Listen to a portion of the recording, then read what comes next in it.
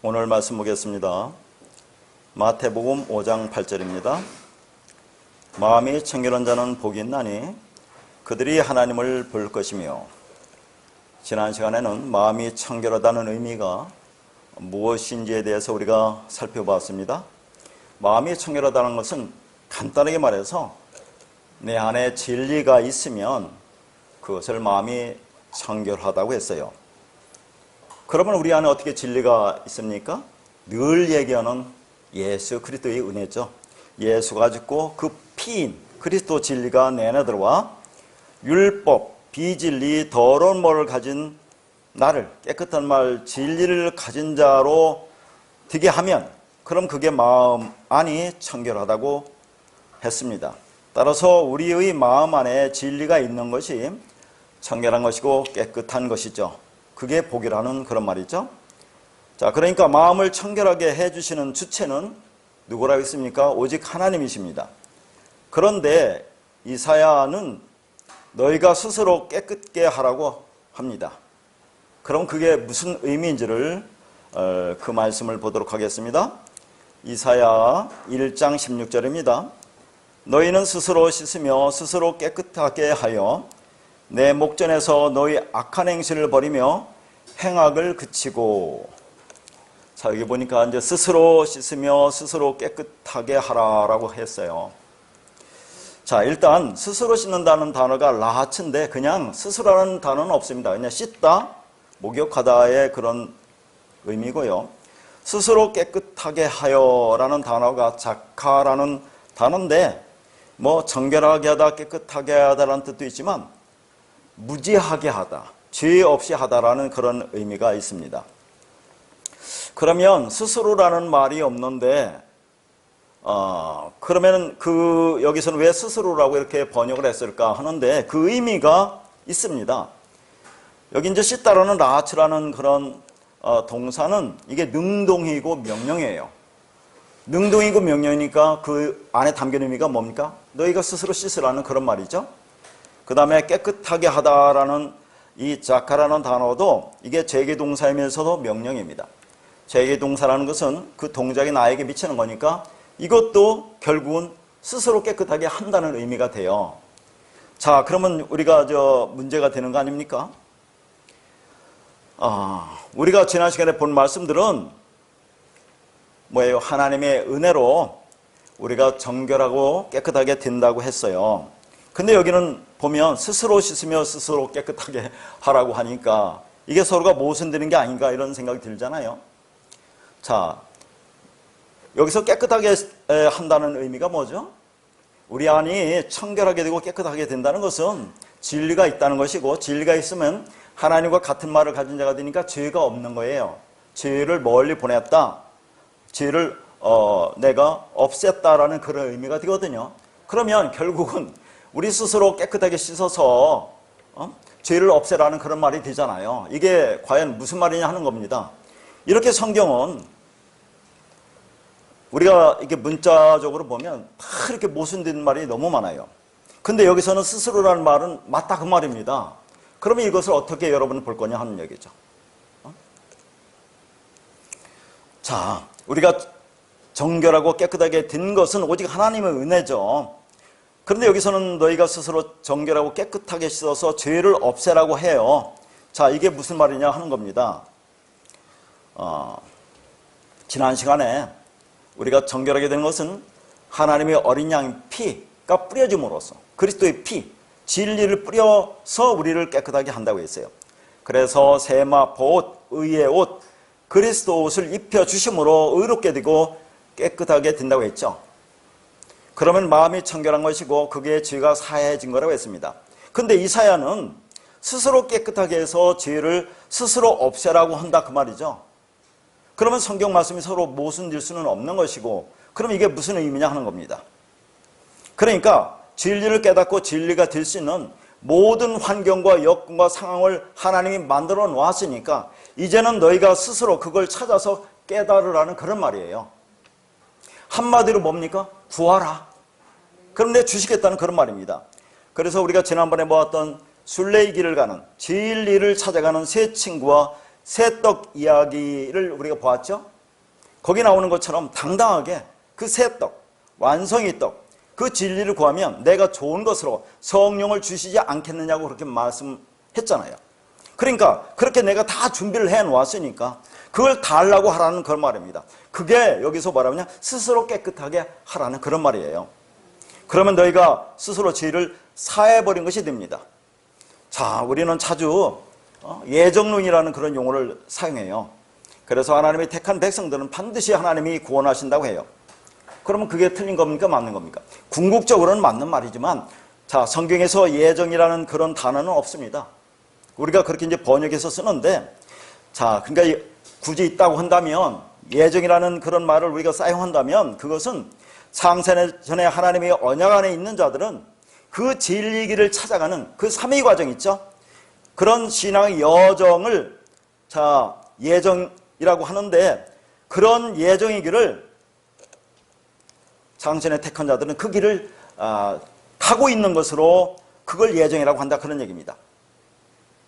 그러니까 하나님이 예정한 사람들은 그냥 가만히 있어도 하나님이 알아서 구원해 주시느냐 하는 거예요. 그렇지 않잖아요. 그 진리에 대한 갈급한 마음으로 찾고 구할 때 하나님이 그 길로 인도해 주신다, 그런 얘기입니다. 그런 진리 말씀을 어떤 경로를 통해 하든지 반드시 듣게 해요. 물론 택하지 않은 자들은 듣고도 깨닫지 못하니까 구원을 받지 못하겠지만,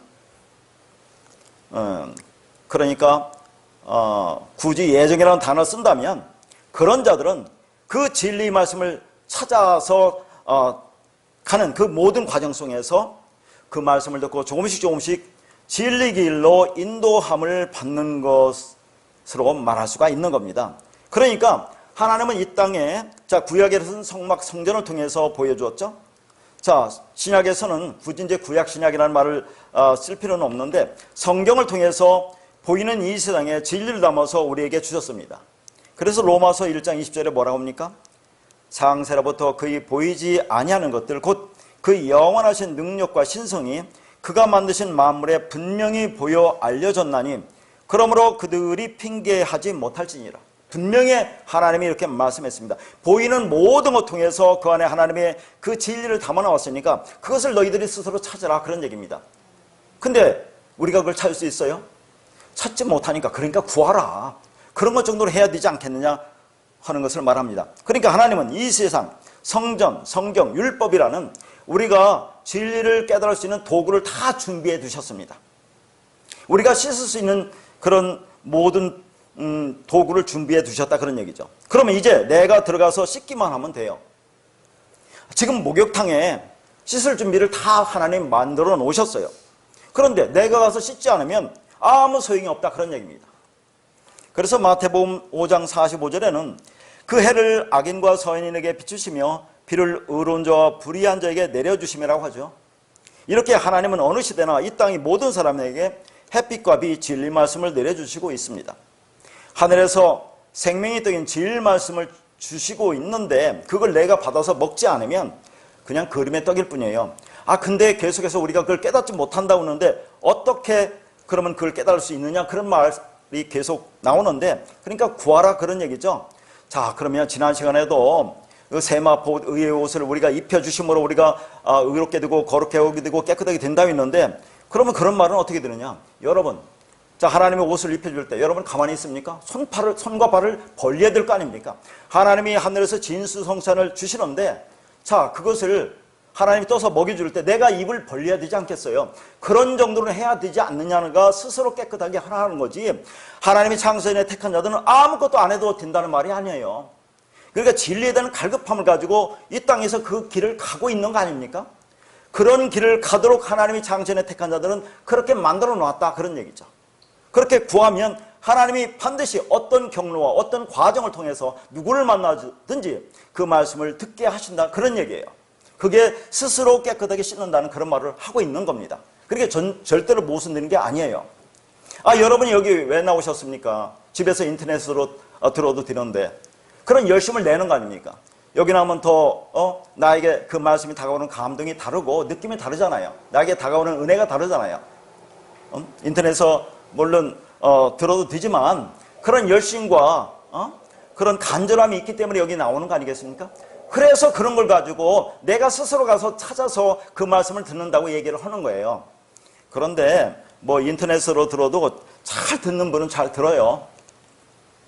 자, 내가 알고 있는 그 70세 되신 어떤 목사님은 가끔 우리 카페에 거기다 댓글 나시는데 제가 보면 어떻게 제가 전하고자 하는 그 내용을 정확하게 알고 그렇게 댓글을 다시는지 제가 놀랄 뿐이에요. 70세 되신 그런 목사님입니다. 지방에 계신데, 자, 그런 분들은 이 말씀에 대한 갈급함으로 멀리 있으니까 못 들으니까 간절한 마음으로 들으니까 자, 그렇게 들을 수 있지만 일반적으로 인터넷에 들을 때는 좀 마음이 좀 분산되잖아요. 집중이 안 되잖아요. 그러나 여기 오면 더 집중하고 더 직접 이렇게 대하니까 그 말씀이 우리한테 더 깊은 감동으로 다가오기 때문에 여러분이 찾아오는데, 그런 열심과 노력이 스스로를 깨끗하게 한다는 그런 의미가 담겨 있는 겁니다. 따라서 하나님이 보이는 것, 율법, 성전, 죄를 주신 것은, 우리에게 죄를 준 건 왜 줬습니까? 하나님이 지금 보이는 것을 준 것은 그걸 그대로 보면 죄라고 했어요. 그럼 우리는 전부 다 처음에는 다 보이는 것을 그대로 보잖아요. 그걸 죄라고 합니다. 왜 그걸 주셨습니까? 그 안에 것을 깨달으라고 주신 거죠. 죄를 줘서 우리를 심판하고 멸망시키려고 준 게 아니라 그 안에 담긴 진리를 깨달아서 자, 우리를 구원해 주려고 하는 겁니다. 그러면 그 안에 진리를 깨달으면 그게 죄가 사해졌다고 하잖아요. 그러니까 하나님이 죄를 사했다고 보면 안 돼요. 궁극적으로는 하나님이 죄를 사하는 거지만, 왜냐하면 우리 안에 진리를 줘서 우리가 진리가 되면 죄가 사해진 거니까 하나님이 궁극적으로 한 거지만, 죄를 사는 것은 여러분 스스로 사하는 거예요. 왜냐하면 그 말씀을 내가 들어서 내 안이 깨끗해지면 자, 우리가 죄 사함 받았다고 하는 겁니다. 그래서 마지막 때는 너희가 가진 그 말로 심판한다고 하잖아요. 하나님 말로 심판하는 게 아니라 여러분이 갖고 있는 그 말로 심판한다고 하니까 여러분이 무슨 말을 갖고 있느냐에 따라서 심판과 심판받아 멸망과 구원의 길이 갈려진다, 그런 얘기입니다. 그러니까 여러분 스스로가 찾아서 구하고, 그래서 그 말씀을 갖고 죄임 사함을 받고 생명을 얻으라는 그런 말씀을 하고 있는 거죠. 그러니까 스스로 깨끗하게 하라는 말은 하나님이 다 하시겠지만, 그러나 너희가 그렇게 되기를 기도하라, 그 말이에요. 구하라, 그런 말입니다. 다시 말해서 그렇게 이루어지기를 간구하란 말은 너희가 열심을 내고 진리를 추구하는 그 가난한 마음이 간절해야 한다는 그 말입니다. 그러면 그렇게 열심히 추구하는 것이 그분의 뜻대로 되어지는 거죠. 그분이 주어진 그 과정으로 가고 있다, 그런 얘기입니다. 그러니까 스스로 깨끗하게 하라는 말은 너희 힘으로 노력과 애씀으로 죄를 없애라는 말이 아니에요. 그렇게 열심히 추구하면, 진리를 추구하면 그 진리를 깨닫게 할 것이므로, 그러면 너희가 스스로 죄를 사한 것이 된다 하는 그런 의미입니다. 하나님이 우리에게 율법을 주신 것은 우리를 죄 가운데 던져넣는 거죠. 그러면 죄 가운데 던져넣는 것은 자, 죽으라는 말입니까? 멸망당하라는 말입니까? 아니라고 했죠? 자, 그 안에 진리를 깨달아서 자, 구원하려고 한 겁니다. 다시 말해서 깨끗하게 하려고, 정결케 하려고 그렇게 주신 거다는 얘기죠. 자, 이 죄라는 것이 하마르티아라고 있는데 헬라어가 히브리어로 들어가면 또 재미있어요. 히브리어로 가면 하타라는 단어인데 이게 이제 죄라는 그런 뜻도 있고 죄짓다라는 뜻도 있는데, 이 하타라는 지라는 그 단어 안에는 정결케 하다, 깨끗해 하다는 뜻이 있다니까요. 왜 죄라는 단어 속에 정결케 하고 깨끗해 하다는 뜻이 있습니까? 그러니까 죄라는 이름은 그걸 가지고 여러분 심판하려고 하는 게 아니라 그 안에 처음부터 깨끗함, 정결함의 뜻을 가지고 있는 거죠. 그걸 주어서 그 진리를 깨달아서 여러분을 정결하고 깨끗하게 해서 구원하겠다는 의미가 담겨져 있는 겁니다. 자, 그러니까 우리가 성경에서 말하는 죄를 참 나쁘다, 그래서 우리 윤리 도덕적인 개념으로 생각하면서 그 죄를 사해달라고 하는 것은 그 죄를 주신 하나님을 악하게 만드는 꼴이 된다 하는 얘기죠. 그러니까 여러분, 자, 왜 하나님이 이 보이는 것을 주었어요? 왜 죄를 주었어요? 여러분 구원하기 위해서 그렇습니다. 그러니까 로마서에서 뭐라 합니까? 죄가 더한 곳에 은혜가 넘쳤다고 하죠? 그걸 어떻게 일반적으로 우리가 그동안 알았어요?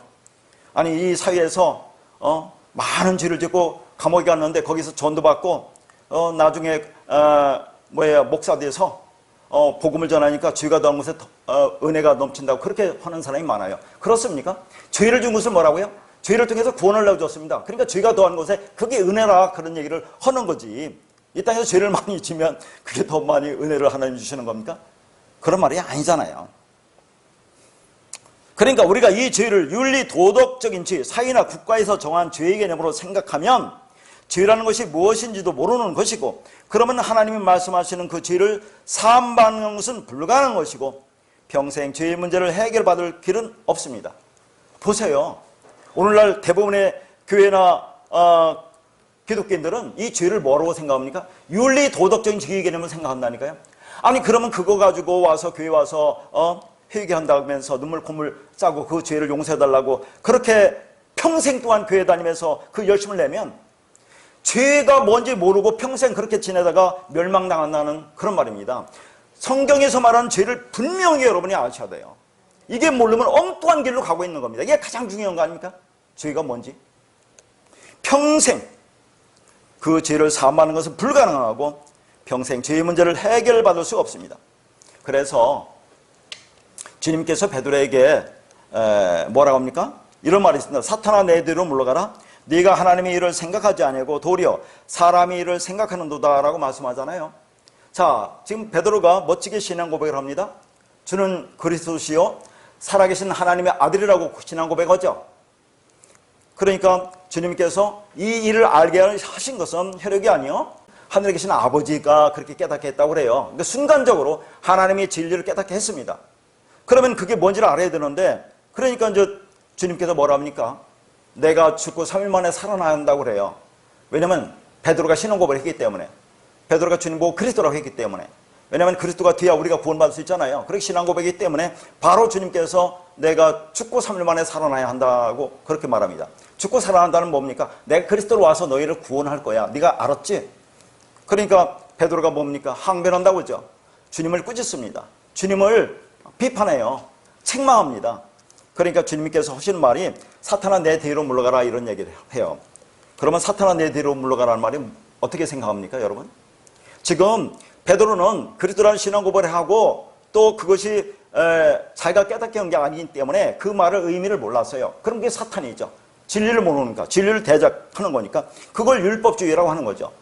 그러니까 주님께서 사탄아 내 뒤로 물러가라고 하는 것은, 자 주님께서 이 베드로야 그 말의 의미도 깨닫지 못하니 꼴보기 싫으니까 내 뒤로 물러가.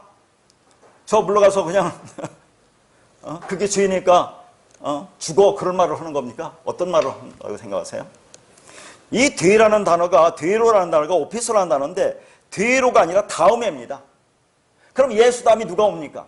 그리스도가 오잖아요. 그리스도가 와야 네가 구원받을 수 있다는 그런 말을 하는 거지 무슨 내 뒤로 돌아가라는 그런 말을 하겠어요.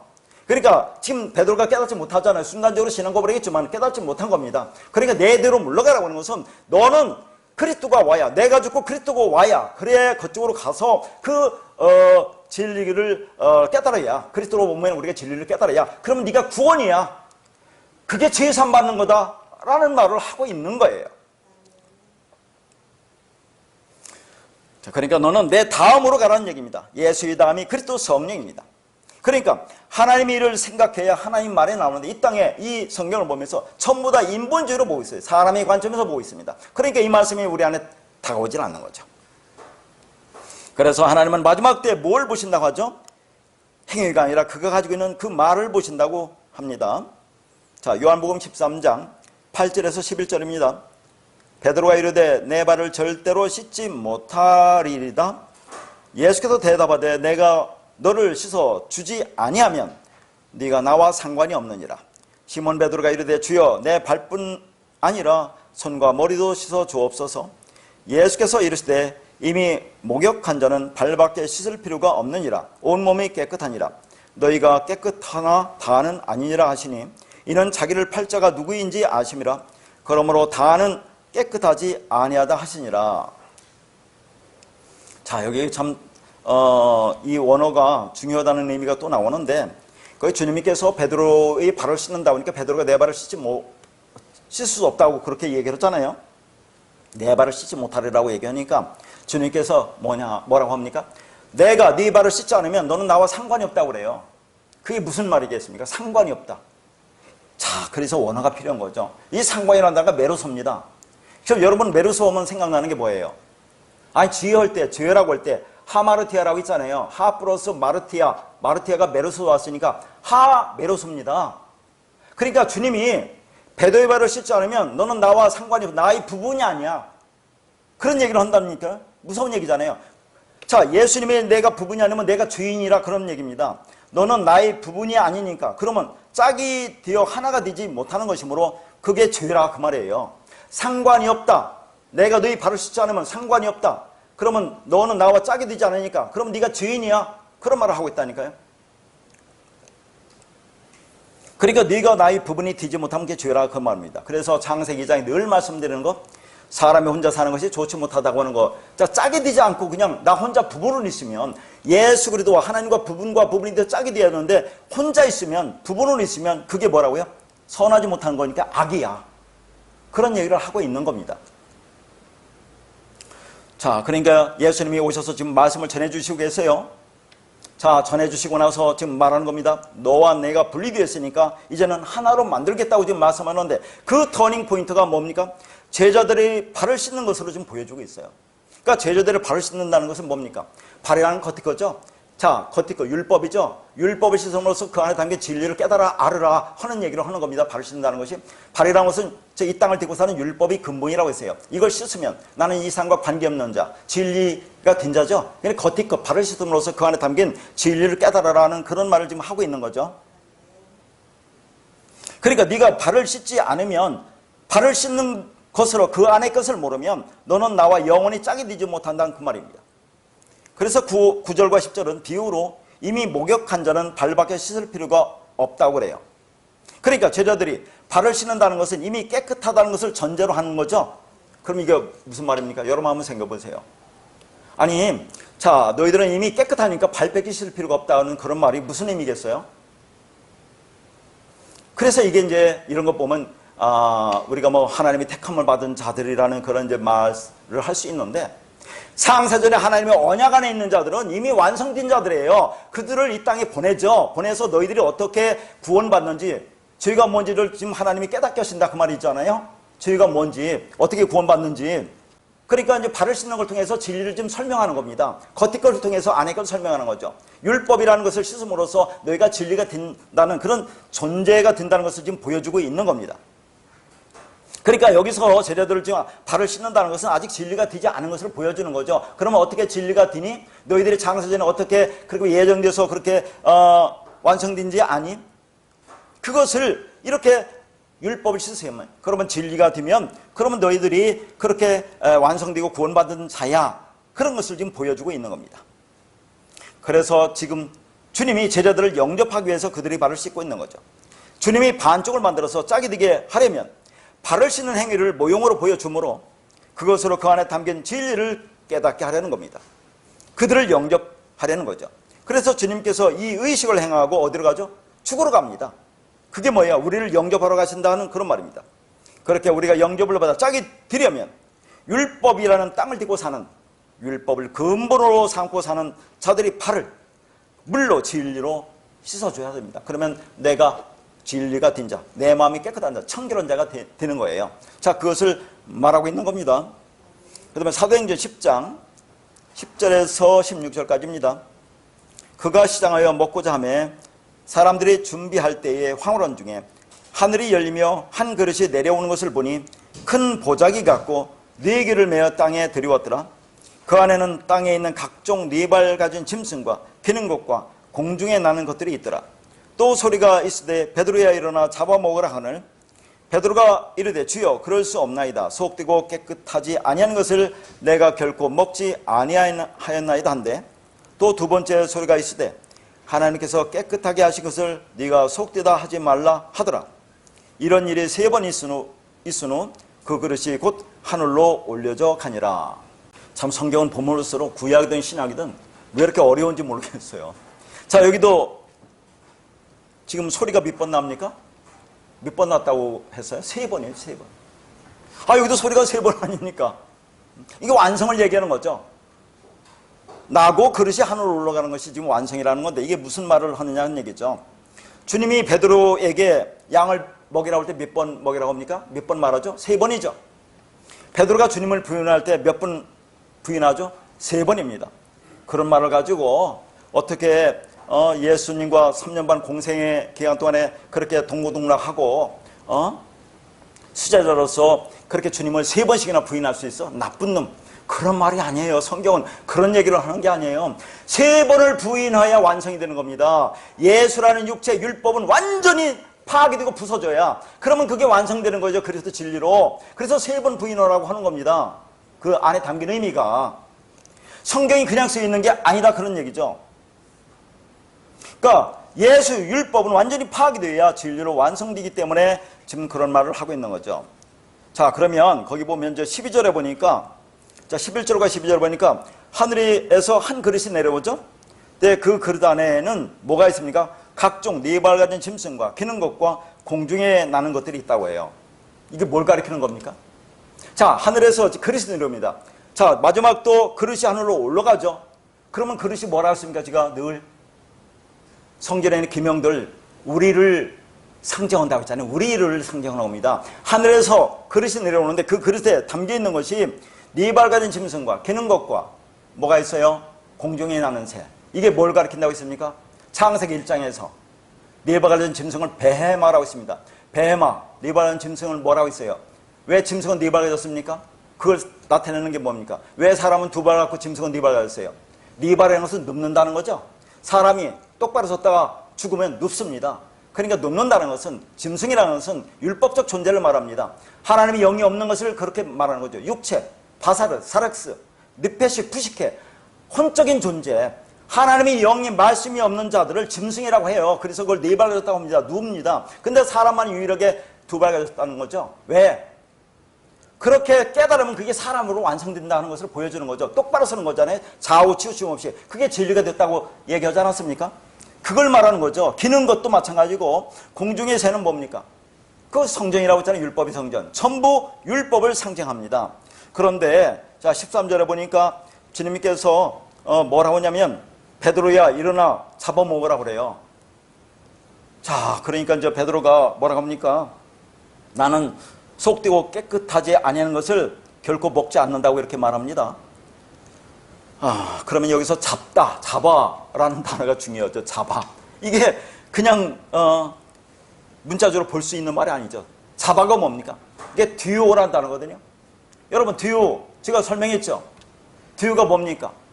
에피드메오 할 때, 탐심, 탐욕, 탐내다 할 때 그게 에피드메오인데, 여기서 뭐가 합니까? 디모스가 왔죠. 이 디모스나 여기 나온 드시아나 전부 다 듀오에서 왔습니다. 이게 전부 다 희생제사들이다, 희생제물이에요. 그러면 이 땅에서 하나님의 희생제물로 드려진 것이 누굽니까? 영담을 해드린 거 예수 그리스도밖에 없잖아요. 그러니까 예수 그리스도가 희생제물로 드려지고 났죠. 드리고 난 그것을 먹으라, 그런 얘기를 하는 겁니다. 그 제물을 먹는다는 것은 예수가 죽고 그리스도로 부활한다는 것을 먹는다고 그런 얘기죠. 우리가 그것을 먹어야 우리 안에 진리가 그리스도가 되는 거 아닙니까? 그래야 내 마음 청결한 게 되는 거 아니에요? 근데 여기에는 그 짐승들, 기는 거, 공중의 새, 율법이죠. 이건 우리를 가리키는 겁니까? 그러니까 뭐라는 얘기예요? 예수가 십자가에서 그렇게 죽을 때 너희들도 예수와 함께 죽어야 돼. 그러면 그게 그리스도라는 진리를 너희가 먹는 거야 라는 걸 보여준다니까, 이게.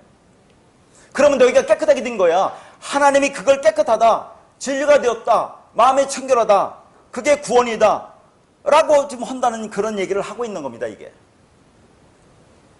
거기 뭐 복잡하게 써놨는데, 오늘 여기 깨끗하게 하다는 거 카타리조이기 때문에 그걸 써놨고, 뭐 속되다 하는 것이 뭐 더럽다, 말라라는 것은 형용부사로서는 절대 그렇지 않다, 그런 얘기입니다. 하나님이 깨끗하게 한 것은 절대로 더럽거나 불결하지 않아. 그렇게 봐서는 안 돼. 그런 얘기를 하는 겁니다. 그러니까 지금 희생제로 드린 제물인 예수를 먹으라는 말은, 자, 예수가 죽고 그리스도로 진리를 성령으로 부활한 거죠. 그걸 내가 먹으면 내가 깨끗하게 된 겁니다. 내가 진리가 된 건데, 조건은 거기에 있는 짐승들, 기는 거, 저기 뭐 하늘에 공개나는 새, 모든 율법적 존재인 나도 함께 거기서 죽어야, 그러면 그리스도 진리가 된다, 너희가 깨끗하게 된다는 것을 보여주고 있는 거예요. 그래서 거기에서 마지막에 소리가 3번 났다고 하잖아요. 그래서 이게 3은 완성입니다. 그러니까 그릇, 율법지요, 나라는 존재가 뭘로 됩니까?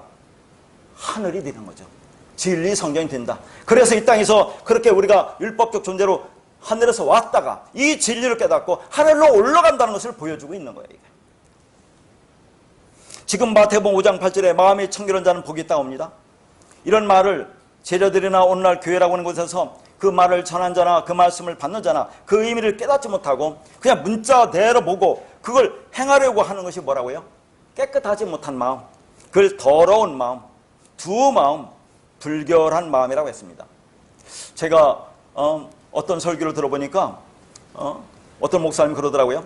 자, 성경에 마음이 청결한 자는 하나님을 본다고 했는데 내가 하나님을 본다고 하는 것이 뭐가 잘못되느냐, 뭐가 문제냐, 이런 말을 해요.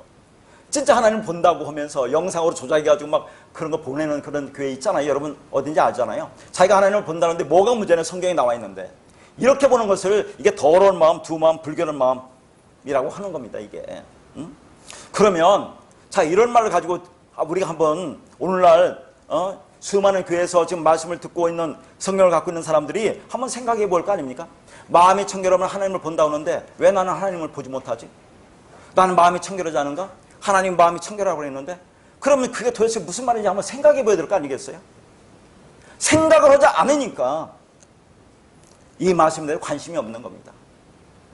마음이 청결하다는 것이 뭔지를 그들은 깨닫지 못하는 거죠. 뭐라고 했습니까? 이 땅에 윤리도덕적인 죄 짓지 않고 하나님이 하지 말라는 거 몇 가지 않고 술, 담배 안 하면 마음이 청결하다, 그렇게 생각할까? 그러면 하나님을 자기가 보지 못하면 왜 나는 하나님을 보지 못할까? 하고 궁금해하고 이 말씀에 대해서 접근해야 되는데 그렇지 않습니다. 아무 생각이 없어요.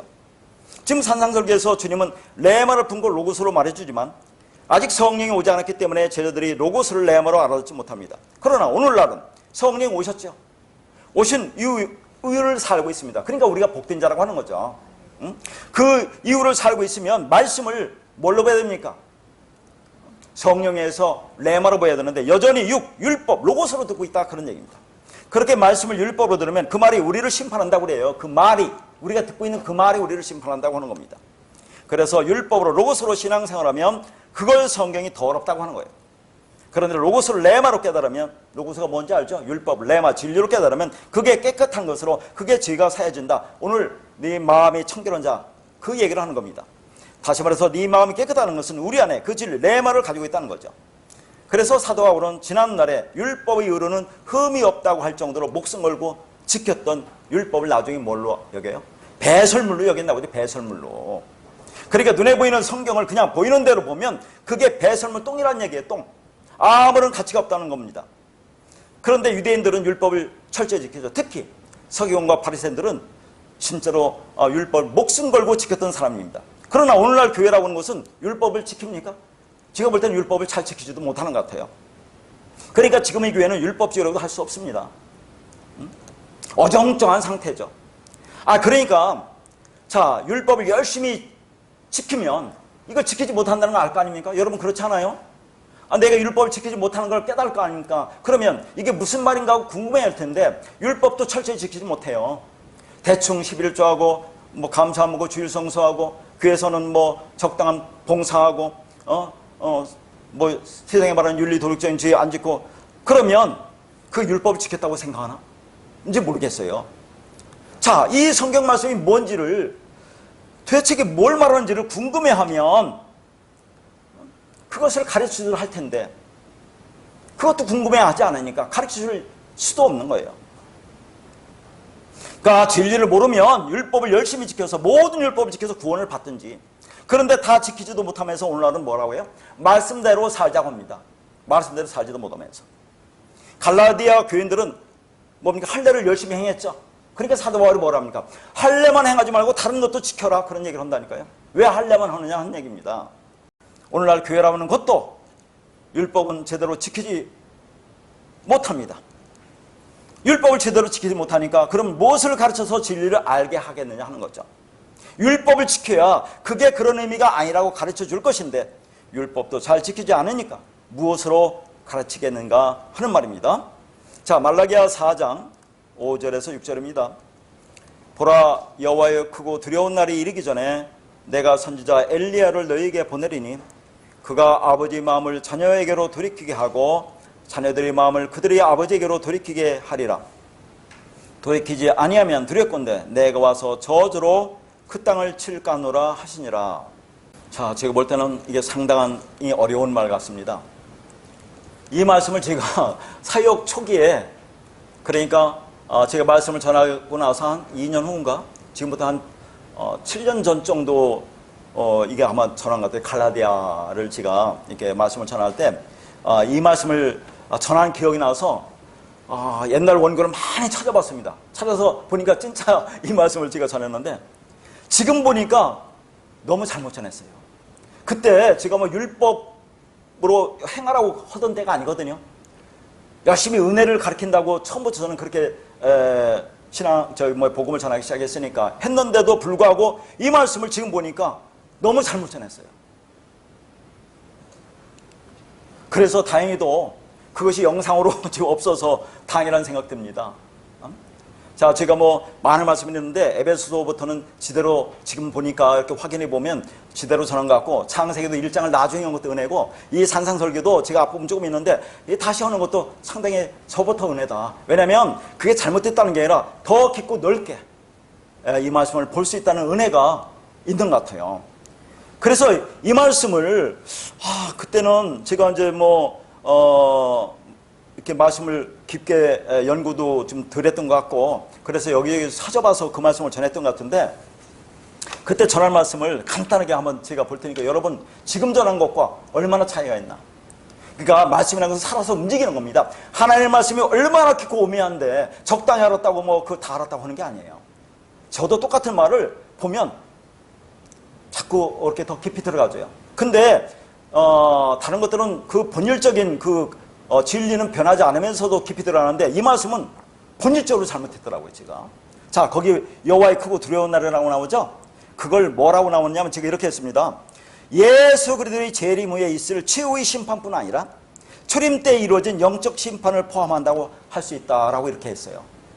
이것을 여호와의 크고 두려운 날이라는 것을 그렇게 하고, 거기에 이제 저주가 나옵니다. 이게 말라기가 구약 성경 마지막이죠. 마지막 4장의 마지막 장 6절이 마지막 절입니다. 그러니까 일반적으로 사람들은 그럽니다. 구약의 마지막은 저주로 끝난다고 그래요. 창세기 3장에 하나님이 뱀을 저주하는 장면이 나오잖아요. 뱀이 하와를 유혹해서 하와가 먹지 말라는 선악나무 열매를 먹었다고 하나님이 뱀을 저주하는 장면이 나옵니다. 네가 배로 기어다니고 살아있는 동안에 흙을 먹으라고. 그 저주가 말라기 구약 성경 마지막 절에서 다시 저주로 나온다고 그렇게 말을 하면서, 신약은 요한계시록 마지막 장의 마지막 절이 은혜로 끝난다. 구약은 저주고 신약은 은혜다라는데 천만의 말씀입니다. 지금 보니까 그건 아니에요. 구약이나 신약이나 다 은혜지 왜 하나님은 은혜를 말하지 왜 거기다 저주를 말합니까? 물론 책망이 나오는데 책망은 죽이려고 하는 게 아니에요. 죄를 졌다는 것은 뭐라고 했습니까? 죽이려고 준 겁니까? 멸망시키려고 준 겁니까? 그걸 통해서 진리를 깨닫고 진리가 되게 해서 구원하려고 하죠. 당신의 백성들한테 주는 말씀이에요. 이게 다른 말씀이 아니라 그런 말이 아니에요. 이 저주라는 단어도 여기서 물론 궁극적으로 보면 이 단어가 저주라는 단어로 해석할 수도 있지만 그런 말이 아니다, 그런 말입니다. 이 말씀이. 자, 그러면서 왜 저주로 끝나냐 하면서 제가 그렇습니다. 그들의 마음이 아버지에게로 돌이키지 않았다고 합니다. 그러므로 엘리야를 보내서 그들의 마음을, 아버지의 마음을 자녀에게로 돌이키게 하고 자녀들의 마음을 그들의 아버지로 돌이키게 하겠다고 그렇게 제가 설교를 하면서, 자, 이것은 여러 가지 해석이 있는데 거기서 두 가지 해석을 제가 했어요. 한번 들어보세요. 첫 번째, 여기 아버지들이 나오죠. 아버지인데 이거 아버지들 복수니까 이 아버지들을 뭐라고 보냐면 이스라엘의 경건한 조상들이라고 그래요. 했어요, 제가. 그들이 가졌던 신앙심을 자녀들이, 그 후세들이 회복하여 메시아를 맞을 준비를 하도록 하는 사명감을 갖도록 한 것을 보고, 누가 그 길을 예비한다고요? 세례 요한이 예비한다고 하잖아요. 두 번째는 아버지가 복수로 되어 있고 자녀들도 복수니까, 그러면 이건 모든 사람을 지칭하는 표현으로 보고 장차 세례 요한이 모든 사람을 하나님께로 돌아가게 한다는 해석이다, 이렇게 했어요. 아니, 예수님도 이 땅에 와서 한 사람도 구원 못했는데 세례 요한이 와서 그 모든 사람을 하나님께로 돌아가게 한다는 것이 말이 됩니까? 엄청난 차이죠. 말이 안 되는 겁니다. 그렇게 돌이키지 않으면 크고 두려운 심판과 저주로 그 땅을 친다고 하는 것이 구약의 마지막 절입니다. 여기 오는 오리라고 하는 엘리야가 세례 요한이다. 왜냐하면 세례 요한이 회개하라 천국이 가까웠다고 얘기하죠. 또 누구도 얘기합니까? 예수님도 얘기합니다. 그러니까 세례 요한이 회개하라 천국이 가까웠다고 하고, 그러니까 회개하고 예수님을 믿는 것이 아버지께로 돌이키는 거다라고 제가 그렇게 설교를 했어요. 자, 여러분, 그거 맞습니까? 제가 한 게? 전혀 안 맞아요. 말씀이 7년 만에 이 말씀을 내가 다시 보면서, 여기서 왜 제가 이 말씀을 보냐면 마음이 나오기 때문에 봅니다. 아버지 마음과 자녀의 마음이 나와서 그 마음의 청결한 자가 나오죠. 우리 공부하는 거. 그것 때문에 지금 마음을 보기 때문에 이 말씀을 보는데, 이 말이 그런 날이 아니에요. 거기 보면 여호와의 크고 두려운 날이라고 있죠. 근데 두렵다는 말입니다. 여호와의 날, 그것은 이제 크고 놀라운 여호와의 날이라고 하는 것은, 날이라는 것은 생명입니다. 여호와의 생명, 그래서 진리가 이른다는 것은 언제 온다는 게 아니라 들어간다는 얘기예요. 자, 오늘 그 재미난 것이 거기 아버지라는 단어가 나오거든요. 이 아버지라는 단어가 이제 아부인데, 뒤에서 볼 건데, 이걸 바꾸면 보험이 들어가는 거예요. 들어가는 거. 그러니까 여호와의 영, 하나님의 생명의 그 진리 말씀이 우리 안에 들어오기 전에, 들어와서 너희를 구원하기 전에 내가 선지자 엘리야를 보낸다, 예수 그리스도를 보내겠다, 그런 얘기입니다. 구약의 선지자가 3명, 성경에 선지자가 3명 나오죠. 자, 구약의 선지자 엘리야 나오고, 두 번째 세례 요한 나오고, 세 번째 예수 그리스도입니다. 이것도 3이에요. 자, 마지막 3인 예수 그리스도가 와서 완성합니다. 세례 요한은 예수가 오실 길을 예비한 거지. 그러니까 여기서 나온 선지자 엘리야는 왜 예수 그리스도를 보냐, 그 6절 말씀이 그렇게 되어 있습니다. 6절 말씀이. 자, 그래서 이제 거기 보면 아버지가 지금 아부거든요. 그러면 이게 이제 히브리어로 아부죠. 그러면 헬라어는 파테르라고 합니다. 우리는 아버지라고 하죠. 아버지, 아부, 비슷하네. 그러면 아버지는 뭡니까? 뜻입니까? 아무것도 아니잖아요. 아버지 내용이 뭡니까? 나를 낳아준 분이죠. 이 아버지를 나를 낳아준 분으로 아는 것이 그게 뜻이에요, 뜻. 그러면 히브리어 아부도 그냥 소리예요, 소리. 그러면 그 안에 담긴 뜻이 뭡니까? 하나님의 성전이에요. 이게 하나님의 성전. 그렇게 말씀을 보여야 된다 하는 겁니다. 여기에 자녀들도 마찬가지고, 자, 그런 걸 우리가 볼 텐데, 그러니까 우리가 성경을 문자대로 읽는 것을 소리라고 그래요. 그런데 그 소리는 의미가 없습니다. 그러니까 성경은 원래 읽으라고 준 것이 아니다, 그런 얘기죠. 구약 성경의 히브리어는 자음만 읽고 띄어쓰기도 없습니다. 그냥 자음만 쭉 붙여놨어요. 그건 뭡니까? 읽지 마. 읽고 그건 소리야. 그러니까 뭘 보라고요? 그 자음 안에 담기는 의미를 깨달아라 하는 그런 말이 있는 겁니다. 그러니까 그렇게 되니까 읽을 수가 없어요. 그래서 뜻으로 알아야 됩니다. 그러니까 그 뜻을 모르면서 성경을 수백독 한다고 한들 그게 무슨 의미가 있느냐 하는 겁니다. 하나님의 말씀 문자로 주실 때 읽으라고 준 것이 아니기 때문에 지금 성경을 읽는 것은 그냥 소리를 내는 거예요. 소리 내는 거. 우리는 그 소리 안에 담긴 그 뜻을 알아서 마음에 담아야 합니다. 그러면 지금 이렇게 제가 말씀을 전하는 것도 뭐예요? 소리예요, 소리. 여러분 그 소리를 어떻게 듣습니까? 자, 이심전심이라는 말이 있죠. 제 마음의 생각이 여러분의 마음에 그대로 전해지는 것을 이심전심이라고 하는데 그렇습니까? 제가 전하는 그 소리로 전하는데 그 안에 진리 담은 그 진리가 여러분에 전해집니까? 그렇지 않잖아요.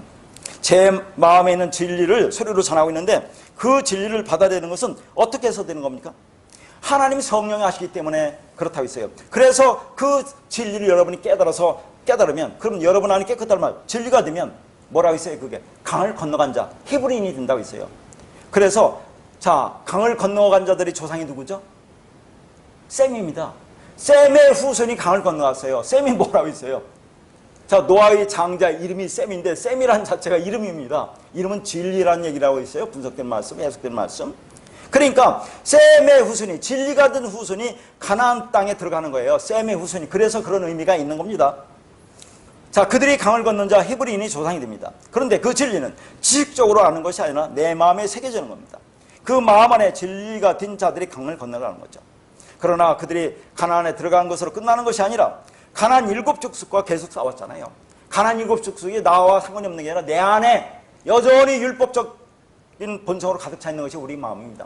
그러니까 애굽에서 광야에서 가나안으로 가는 이 3위 과정을 우리가 진리가 되어가는 과정으로 말하지만 이것은 우리 안에 다 혼재되어 있어요. 여러분이 진리를 깨닫고 진리가 되었다고 하지만 여전히 율법적인 본성으로 살아가고 있잖아요. 내 욕망으로 어쩔 수가 없다니까 죽는 날까지. 그러니까 가나안 땅에 들어가서도 가나안 7족속이란 내 안에는 율법적 본성과 율법적 욕망과 끊임없이 싸우는 거죠. 언제 완성됩니까? 진짜 내가 육체가 죽을 때는 완성된다 하는 거죠.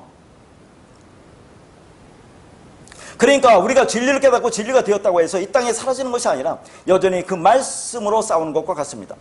에녹이 하나님과 동행했다고 하죠. 할라카라는 단어, 하나가 됐다는 거죠. 그러니까 하나님이 데려갔다는 것은 더 이상 이 세상에 없고 하늘로 올라갔다는 말이 아니라 여전히 이 땅에서 율법과 싸우며 없는 자처럼 진리로 살아간다는 의미입니다. 자, 그러면 본격적으로 이 말씀을 보도록 할게요. 거기 중요한 것이 아버지 마음, 자녀의 마음, 돌이키다, 요 세 단어가 중요합니다. 자, 아버지 마음, 아버지가 뭐라고 했어요? 하나님의 성전. 하나님의 성전인 마음이니까 그 마음은 어떻게 된 겁니까? 자, 참 성전, 진리 성전이니까 그 마음이 깨끗하게 된 거네요. 자, 그건 이제 뒤로 하고요. 그 다음에 벤. 이 자녀가 벤입니다. 벤. 히브리어 벤은 뭡니까? 아들이에요. 아들. 이 단어가 바나라는 단어에서 왔거든요. 바나는 세우다, 짓답니다. 그러니까 자, 뭘 세우는 거겠어요? 집을 세우는 거겠죠. 성전을 세우는 거겠죠. 그게 아들이라는 얘기죠. 집을, 성전을 똑바로 세우면 그게 진리 성전이죠. 참성전이죠. 그게 아들이다, 그런 얘기입니다. 자, 그 다음에 돌이키게 하고 돌이키게 하리라가 이게 슈브라는 단어인데, 자, 이건 돌아가다 가던 길을 돌이키다라는 뜻으로 일반적으로 우리가 뭐로 부르는 단어예요? 회개하다로 부르는 단어예요.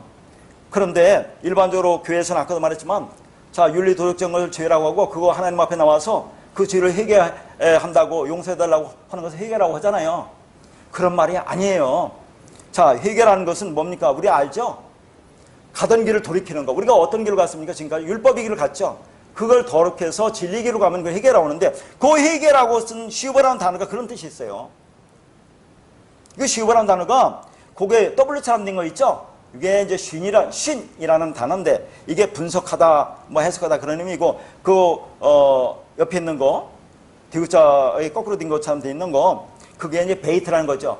이게 이제 성전입니다. 율법이 성전. 그러니까 슈브는 뭡니까? 율법, 성전을 해석한 거니까. 그게 뭐예요? 진리예요. 그러니까 돌이키다 슈브라는 것은 저 율법을 통해서, 성전을 통해서 진리를 깨닫는 것을 돌이킨다고 하는 거죠. 그러면 그게 뭡니까? 회개고 그 구원이다라고 하는 거예요. 자, 그러니까 여기서 하나님이 아버지라고 하는 그것이 아부가 하나님이 성전인데, 아까도 말했죠? 요 아부가 거기 보세요. 알레프와 베이트로 됐어요. 히브리어는 오른쪽부터 읽는 거니까 알레프와 베이트로 됐는데, 이걸 막 뒤집으면 보라는 단어예요. 보. 히브리어 보. 베이트 알레프. 보는 뭐냐면 들어가다는 얘기입니다. 아까 이른다고 했죠? 하나님의 영, 진리가 우리 안에 들어오는 것을 이제 보라는 단어를 쓰는데, 그러면 하나님의 성전이 내 안에 들어오면 뭡니까? 아부가 내 안에 들어오는 거, 하나님의 성전이 내 안에 들어오는 거, 진리 성전이 내 안에 들어오면 내가 아버지가 된다고 하잖아요. 아버지가. 그러면 내가 아버지가 되니까 내 안에 진리가 있으니까 나라는 아들을 낳는 거라니까요. 그러니까 내 안에 하나님의 성전 진리가 들어와서 진리가 되면 내가 나라는 아들을 낳는 겁니다. 그러면 내가 아버지도 되고 아들도 되는 거예요. 여기서. 그러니까 내 마음에 아버지, 하나님의 성전, 말씀, 진리가 있으면, 그러면 이제 아버지 말 진리를 하는 거잖아요. 아들이 됐으니까. 그래서 예수님이 이렇게 말합니다. 뭐라고 말하죠? 예수님이 내가 지금 말하는 것은 나의 말을 하는 것이 아니라 나를 보내신 아버지의 말을 한다고 그래요. 예수님이 전부 다 아버지와 아들 관계에 그렇습니다. 하나가 되면 이제 내가 말하는 게 아니라 아버지 말을 해. 자, 왜 그렇게 합니까? 그분이 이 땅에 와서 그걸 모형으로 불어주는 거죠. 너희들도 자, 이제 그 말씀 즐기게 됐으면 이제 아버지 말을 해야 돼. 그 진리 말을 해야 돼. 그러면 네가 내 안에, 내가 내 안에. 자, 하나님이 예수님 안에, 예수님이 하나님 안에, 우리가 예수 안에, 예수가 우리 안에 하나가 된다는 걸 말하죠. 하나가 된다는 거. 그걸 지금 보여주고 있는 겁니다. 우리에게 구원의 모델로 보여준 것으로 그렇게 되면 그걸 깨끗하다고 하죠. 마음이 청결하다고 하는 겁니다. 그러면 죄가 사해졌다고 하는 거죠. 그러니까 아버지 마음을 자녀에게로 돌이키고 자녀의 마음을 아버지에게로 돌이킨다고 하는 것은 무슨 말이냐면, 그러니까 아버지의 마음은 뭐예요? 하나님의 성전인 진리 성전인 마음이니까 참성전, 진리 성전인 마음이죠. 그러니까 그 마음 안에는 깨끗하면 진리가 있는 겁니다.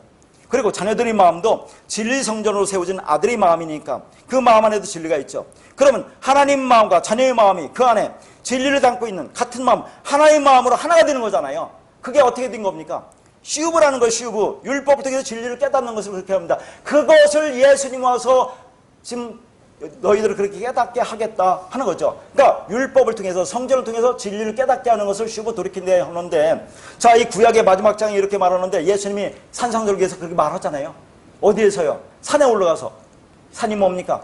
예루살렘 성전에 올라가서 산 위에 있기 때문에 지금 예루살렘 성전을 통해서 지금 예수님께서 진리를 설명하는 거죠. 예루살렘 성전을 부셔서 이건 뭡니까? 진리를 가르쳐주고 있는 그것을 똑같이 말하고 있어요. 성전을 통해서 진리를 깨닫게 하면 그게 돌이키는 거죠. 그러면 아버지 마음이 자녀의 마음이 되고 자녀의 마음이 아버지가 된다는 것을 말하고 있는 겁니다. 예수님이 이 땅에 와서 지금 그걸 할 거야. 근데 예수는 육이기 때문에 우리를 구원할 수 없어요. 그래서 예수가 죽고 그리스도가 오기 때문에 여호와의 영, 여호와의 날, 용, 생명, 진리가 너희 안에 이르기 전에, 우리 안에 들어와서 우리를 구원하기 전에 선지자 엘리야가 와서, 예수 그리스도가 와서 너희에게 이 말씀을 전할 거야. 그러니까 뭡니까 그게? 그게 구원이죠. 그러니까 예수님이 이 땅에 오셔서 아버지의 말씀, 하나님의 참 성전인 진리를 전해주어서 그들로 하여금 아버지 마음을 갖도록 하는 겁니다. 그러면 아들이 되는 것이고 그게 깨끗한 말을 가진 아들의 마음이 되는 거죠. 그럼 그 마음이 청결한 것이 됩니다. 그러니까 율법이라는 성전을 통해서 진리를 깨달으면 그게 아버지가 되고 아들이 되는 것이다. 그러면 그게 하나로 구원이다. 그런 얘기죠. 근데 문제는 자 그렇게 아버지의 마음을 자녀에게로 자녀의 마음을 아버지에게로 돌이켜라. 돌이키지 아니하면 두렵건대 이렇게 나왔어요. 그러니까 이게 문제라니까요. 자 돌이키지 아니하면 두렵건대라는 단어가 펜이라는 한 단어거든요. 이게 접속사 뭐뭐하지 않도록입니다. 여기서는. 그러니까 자 땅을 저주로 친다고 했는데 땅이 하에레치죠. 율법이 성전이죠. 저주가 헤렘, 하람으로 이건 원래 헤렘은 명사고 하람은 동사인데 진멸할 물건 진멸시키다 그런 말입니다. 그러니까 진멸당하니까 저주라고 이제 해석을 했겠지만 치다라는 단어가 낙하라는 단어인데 때려 죽이다. 죽이려고 치는 거니까 그게 심판이죠. 그러니까 이런 겁니다. 지금 예수님 오셔서 지금 성전을 통해서 진리를 전하죠. 그러니까 너희가 보이는 성전, 율법으로 진리를 깨닫고 진리라는 아버지 마음, 아들의 마음인 하나가 되지 않으면 내가 와서 뭐란 얘기예요? 그 땅, 하에레츠, 율법이 땅, 율법이 성전, 율법이 너를 쳐서 진멸시킬 것이다.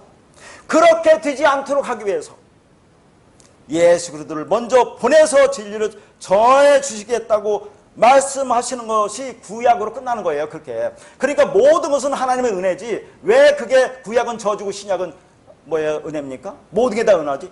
물론 책망하고 예수님 말씀이 그런 말씀이 많이 나오지만 그런 것은 죽이겠다, 너희를 멸망시키겠다는 게 아니라 그렇게 깨닫게 해서 구원하겠다, 은혜로 구원하겠다, 그게 다 은혜다 하는 것을 성경이 말하고 있는 겁니다.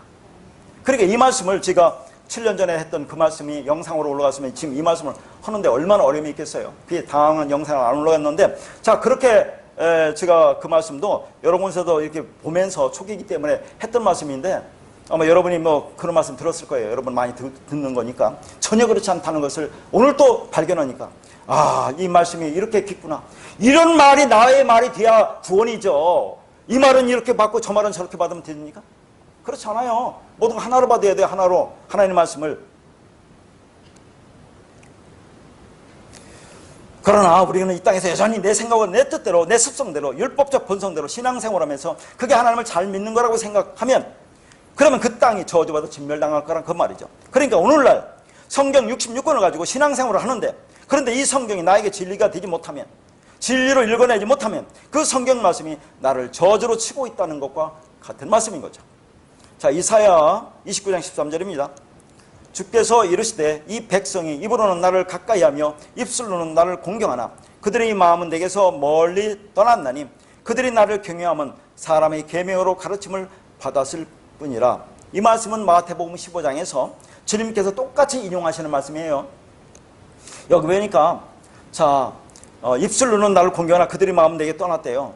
그러니까 자 여기 이제 마음이란 단어를 여기서 또 한번 설명할게요. 이 마음이란 단어 자꾸 이렇게 이제 이게 뭐 히브리 자음 갖고 설명 안 하려고 하는데 마음이 뭐냐면 레브라는 단어거든요. 이 레브가 제가 지난 시간에는 일반적인 그런 구약의 뜻을 그렇게 얘기했는데 이 레브라는 원래의 뜻은 그게 라메드입니다. 왼쪽에 아니 오른쪽에 라메드, 왼쪽이 이제 베이트 성전. 그러니까 라메드는 가르치다예요. 가르치다. 이 지팡이 가르치다. 하나님이 가르치는 겁니다. 성전을 가르쳐. 뭘로 가르칩니까? 진리로 가르친다는 게 마음이. 그러니까 아버지 마음이 드는 거죠. 아버지도 하나님 성전이고 그 마음도 자 성전을 진리로 가르치는 거니까 아버지 마음이 드는 거예요. 그래서 그러면 자 여기 뭡니까? 그 마음이 없는 사람도 자 성전을 율법을 진리로 가르쳐도 진리가 없는 사람도 입으로는 얼마든지 하나님을 찬양할 수 있다 그런 얘기입니다. 그게 다 소리잖아요. 소리. 소리는 의미가 없습니다. 입으로는 나를 존경하지만 마음은 멀리 떠났다가 그 말입니다.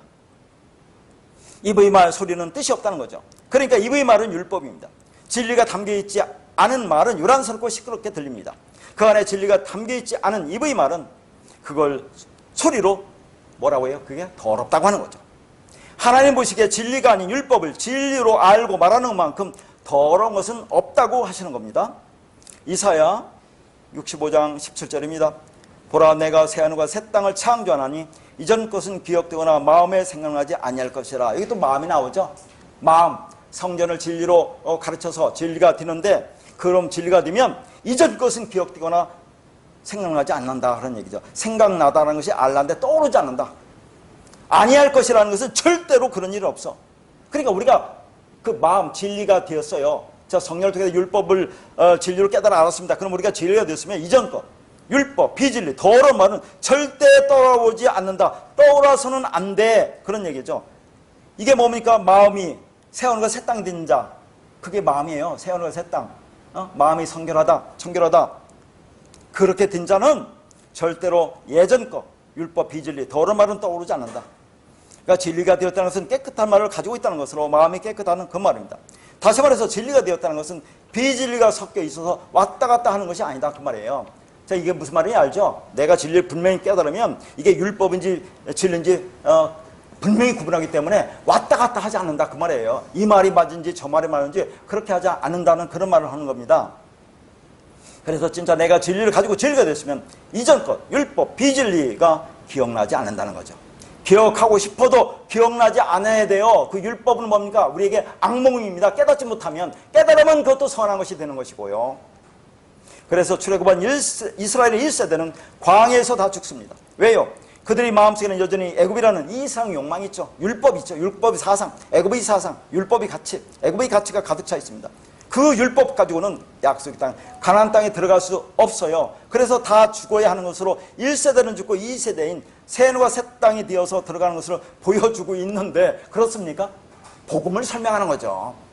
여전히 우리가 이 진리를 깨닫다고 해서 율법적 욕망이 없어요? 이상의 욕망이 없습니까? 똑같아요. 그러나 우리는 깨닫는 겁니다. 안 되는구나. 하나님의 은혜가 아니면 안 되는구나를 깨닫고 그분만 의지하고 가는 거지. 우리가 뭐 진리가 되었다고 해서 모든 것이 다 그렇게 이 땅에서 깨끗한 삶을 삽니까? 그렇지 않잖아요. 그래서 가나안 7족과 싸운다고 얘기하는 겁니다. 거기에 가서도 다 복음을 설명하고 있는 거죠. 그러나 우리는 옛것 율법적 욕망이 기억되어서는 안 된다. 이것은 이 말씀을 율법으로 볼 거냐 진리를 볼 거냐, 그것은 분명히 하라 그런 얘기죠. 이게 맞는지 저게 맞는지 그렇게 하지 말라 그 말입니다. 자, 에레미야 31장 31절에서 33절입니다. 여호와의 말씀이니라. 보라, 날이 이르리니 내가 이스라엘 집과 유다 집에 새 언약을 맺으리라. 이 언약은 내가 그들이 조상들의 손을 잡고 애굽 땅에서 인도하여서 내던 날에 맺은 것과 같이 아니할 것은 내가 그들이 남편이 되었어도 그들이 내 언약을 깨뜨렸음이라. 여호와의 말씀이니라. 그러나 그날 후에 내가 이스라엘 집과 맺을 언약은 이러하니 곧 내가 나의 법을 그들 속에 두며 그들의 마음에 기록하여 나는 그들이 하나님이 되고 그들은 내 백성이 될 것이라. 여호와의 말씀이니라. 여기 보니까 날이 이른다고 있죠. 아까 크고 놀라운 여호와의 날이 이르리니와 똑같아요. 날이 이르리니. 날이라고 해서 뭡니까? 용, 생명. 자, 여호와의 생명, 여호와의 그 진리 말씀이, 여호와는 뭐예요? 그리스도니까. 그리스도라는 거 알죠? 구약의 여호와. 그러니까 구약의 엘로힘, 여호와 엘로힘, 여호와가 뭡니까? 예수 그리스도 똑같은 거예요. 삼으로 설명하고 삼으로 설명하죠. 다만 하나님이 그분이 육을 입고 이 땅에 와서 예수 그리스도로 오셨을 뿐이 똑같다는 그런 말입니다. 그러니까 날이 이른다는 것은 아까도 말했지만 욤, 보라는 것은 들어가는 거죠. 그러니까 자, 여호와 그리스도 말씀 진리가 이라는 생명이 우리 안에 들어와 오면 뭡니까? 그게 이스라엘 집과 유다 집에 새 언약을 맺는 거예요. 그게 새 언약이 된다는 거니까라는 그런 말입니다. 자, 그런데 그러니까 날을 이르는 뭐예요? 성령이 오시는 날, 그날이 그 진리가 나 안에 오면 새 언약이 성취된다 그런 얘기를 하는 거예요. 근데 32절에 보니까 내가 그들이 남편이 되었어도 그들이 내 언약을 깨뜨렸다고 그래요. 자, 여기서 남편이라는 단어가 재미납니다. 이게 바알이라는 단어거든요. 여러분, 바알은 뭡니까? 바알신, 그런 바알이 아니에요. 그건 고유명사고, 바알이라는 단어는 뭡니까? 여기 나온 것처럼 남편, 주인, 주, 뭐 다스리다 결혼하다 그런 말이에요. 그러면 남편은 누굽니까? 나의 주인 돼서 나를 다스리는 거. 뭘 다스립니까? 말씀을 섬기고 있죠. 결혼해서 하나 된 걸 얘기하는 거죠. 그러면 남편은 하나님이고 내가 아내가 되는 거죠. 그럼 연합해서 하나가 된 거죠. 그러니까 자, 그런데 이스라엘 백성들은 뭐예요? 그럼 둘이 연합해서 하나가 됐으면 율법을 지킬 필요가 없죠. 그 창세기부터 말하는 거 아닙니까? 베레스트 언약. 창세기 2장도 그렇게 해야죠. 남자가 부모를 떠나 여자와 합하여 그의 아내와 합하여 둘이 한 몸이 이룰지다. 이게 다 같은 말에서 하나가 된다는 걸 얘기하는데, 자, 그러면 율법을 지켜 행할 필요가 없는데 이스라엘은 열심히 율법을 지켜서 하나님을 섬기라고 했어요. 자, 그게 무슨 말입니까? 그걸 이제 언약을 깨뜨렸다고 하잖아요. 그럼 여러분 한번 생각해 보세요. 하나님의 언약을 우리는 일반적으로 옛 언약, 새 언약이라고 하죠. 옛 언약은 구약이라고 하고 새 언약은 신약이라고 합니다. 그럼 그게 맞습니까? 틀립니까? 하나님이 옛날에 이렇게 언약했다가 이게 잘못됐으니까 새로운 언약 한다는 그런 의미가 성립돼요? 어떻게 생각하세요? 하나님의 창세전에 베레스트 언약으로 그냥 끝난 겁니다. 그분은 한 번 언약했지, 그분이 뭐가 잘못돼가지고 아 이거 잘못됐기 때문에 새로운 언약 줄게, 그런 말을 하겠어요? 어떻게 생각하세요? 성경 우리는 다 그렇게 보고 있잖아요. 구약 신약. 구약 신약이 뭡니까? 모든 말씀을 은혜로 보면 그것이 나한테 신약이 되는 거예요. 구약 신약이 아니라. 그러나 그걸 율법으로 행하고 하면 신약을 봐도 그러면 옛 언약이 될 수 있는 거죠. 그러나 하나님이 말하는 여기서 새 언약이나 옛 언약이라는 말은 아닙니다. 여러분, 하나님이 한번 창세전에 언약했으면, 베레스트 언약 창세기 1장 1절에 했으면 그것이 모든 날의 모든 사람에게 통하는 거지, 그게 잘못된 건 아니잖아요. 근데 여기서는 그 새 언약이라고 나오고 언약을 깨뜨렸다는 건 뭡니까? 이스라엘 백성들이 출애굽합니다. 시내산에서 뭡니까? 모세 보고 하나님 보고 율법 달라고 하잖아요. 우리가 율법 지키겠다고. 하나님이 주겠다고 하지 않았어요. 자기들이 지키겠다고 하니까 그러면 줄 테니까 지켜봐라. 근데 그들이 지킵니까? 아니, 율법도 지키지 못해 지킨다고 하잖아요. 그게 언약을 깨뜨렸다는 겁니다. 하나님은 그런 언약 안 했어요. 베레시트 언약밖에 안 했으면 내가 죽어서 너희를 내 머리로 교회로 하나님 백성으로 만들겠다는 것이 하나님의 온전한 언약입니다. 베레시트 언약 창세는 언약인데 무슨 예전 언약이 있고 새 언약이 있겠어요. 그럼 여기서 왜 새 언약이라고 했느냐 하면 이 새자라는 단어가, 그러니까 이게 새가 오면 아 옛것은 더러운 옛 것이고 이건 새로운 것이구나, 그런 의미가 드는데 이 새라는 단어가 거기 안 썼어요. 하도 많이 쓰면 여러분의 머리가 아플까 봐서 그냥 듣기만 하세요. 하다시라는 단어거든요. 이게 히브리 하다시는 자, 이 세 개의 자음으로 되어 있는데 죄와 분석과 구별로 됐어요. 그러니까 자, 이스라엘 백성들이 말씀을 열심히 지키려고 합니다. 하나님이 그렇게 준 게 아닌데 그들이 지키려고 하잖아요. 그렇게 지키려고 하니까 그게 죄란 얘기예요. 죄.